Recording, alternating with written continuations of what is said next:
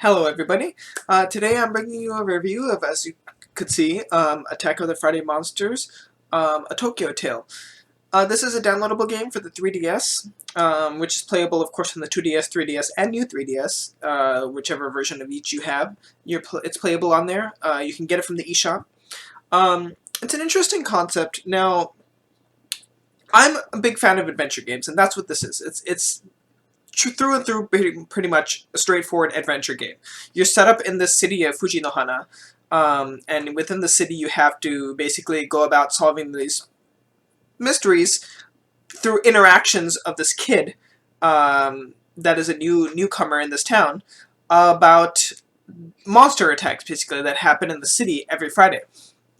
Um, and then you go through, you have conversations with people, and then as you move forward you get to basically move along the plot as you talk to people, walking around the city. The city is like on the map, it's like this much area. And you have like different sections you can go to, and it'll show a little mark where each person is, and they have a specific mark in color for each character, so you know who's where, which is cool, actually. So that's all great. Touchscreen is used minimally for selecting menus and stuff like that. Even though it's kind of like The Longest Journey, if you've played that, where it's like an isometric kind of view. It's fixed camera angles, and then you control your character around, rather than point and clicking, like you would in The Longest Journey. And here you actually move the character full movement ability, but it's still fixed camera angles, so it's isometric adventure game, basically. And then you talk to the people. And then you advance a plot. As you get conversation points, you have like 26 episodes, and they don't unlock in order. So as you're doing them, like they'll actually show different things to update based on how far you are in each episode until you complete the whole game 100%. The twist is, in order to kind of change it up, because frankly speaking, for a lot of people, an adventure game like this is boring. In order to change it up to kind of make it a little bit more attractive, they have a cool concept called monster cards. There's 15 different types of cards, and it's basically just rock, paper, scissors. And they even have rock, paper, and scissors on the cards to show you what's what. You set down 5 cards face down, and then the opponent sets down 5 cards face down. This is an NPC, of course. And then basically what'll happen is the ones that are across from each other attack each other, and then whichever has advantage wins. If it's a draw, each one has an actual attack power. So if it's a draw, whichever one has a higher attack power number is the one that wins. And then what happens is, since it's face down, what'll happen is the one who wins, who is winning based off the order that they put it down with initially, will get 2 hints right off the bat. And then what you have to do is switch 2 cards. You can switch 2 cards to their places on the mat to try to gain the advantage to win or whatever. If you lose, you get to see what the opponent switches, and then you get 1 more hint. So you have a little bit of advantage to kind of play with, since you were at a disadvantage to begin with. And that's basically how it turns out. And you just do that. And then you can do that. You can collect all 15 cards. It's a very basic game, but like I said, it's a cute little diversion, and it's a nice little diversion for the adventure game that's a little bit unique from what I've seen in adventure games, so it's kind of nice. It does break up the flow a little bit, and actually it's really welcome. But that's all fine and dandy, and the game looks good, by the way. It's a downloadable game, so you can't expect perfection out of it, but the environments look nice. There is enough detail. There's actually detail put into everything, to the point of actual voice acting for certain parts. Like, for example, the narration is voice acted by a certain character you'll meet in the game. And even like little things, like you go next to the train station, you hear the train stop, you can actually hear it. It's all in Japanese, of course. You can actually hear like the conductor, or whatever you call it, guys, on the train, like saying, like, you know, the doors are open, this is the stop we're at, this is the next stop. I understand it because I understand Japanese. You might not. But I mean, point is, like, it sounds just like the actual trains in Japan. Having been there recently, I can tell you for a fact. So I thought that was cool. Little touches like that. There's a lot of little touches that really make it authentic.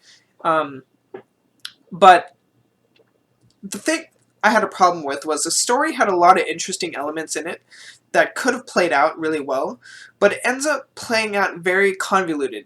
Because of the fact that the episodes aren't really done in any order, dots aren't really connected properly, and as a result, also, stories don't really nothing really feels resolved.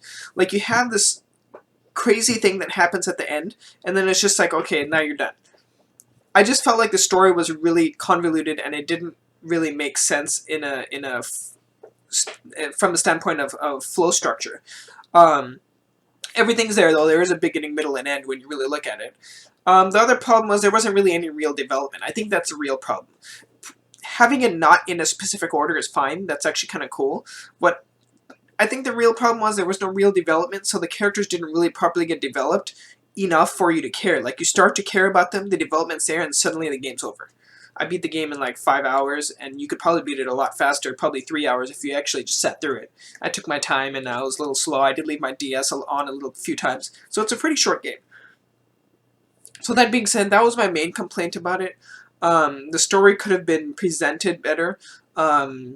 In a way that made more sense logically. It was a little confusing how it was, quite confusing how it was presented.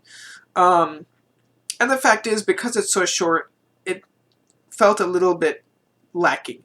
I mean, like I said, I realize it's an eShop game, but I've played many eShop games that are pretty extensive, I won't name anything, but there are others. So this was a little bit short, on the short side, and it felt very empty. The other problem I had was a hint system. Like, it hints for everything on the map, so you know where everything is. So there's no sense of exploration. I can't just walk around and talk to people and figure it out. I can, but the hints are always there glaring at me, and that was a little irritating. Might be a way to turn it off. I didn't check, to be honest. Probably should have. 3D effect is okay. Not really a factor in this review. I'm not going to score based off of it, but it wasn't that good. It wasn't bad. It was just kind of there. Although everything does look more crisp in 3D, but there's no real depth in the game. It's barely there. But yeah, and that coupled with the fact that there's only 15 cards and you collect them pretty fast, and it wasn't really that complex to get them. I think because of that, this game had a lot of a potential to be something really special and really good. But the fact that they kind of tried to play off the theme of the growth of this child and his welcoming into the city and his family and his place with his family, and then they kind of strayed from that. Like, you get a lot of development on that in the beginning, and at the end. In the middle, you don't really get a lot of that. So because of that, I felt like unfortunately, it could have been a lot better, and because of that, I give the game a curryness level of a 3 out of 5 for a downloadable game. So definitely worth checking out if you find it on sale, or you're bored, or you want to buy it or something, or you're looking for a more Japanese style experience. Check it out. You'll probably like it. I did enjoy it thoroughly, but from an objective standpoint, yeah, it definitely is about a 3 out of 5. So there you go. Thank you for watching, guys, and if you did play the game, let me know what you thought below, if you agree or disagree. Take care.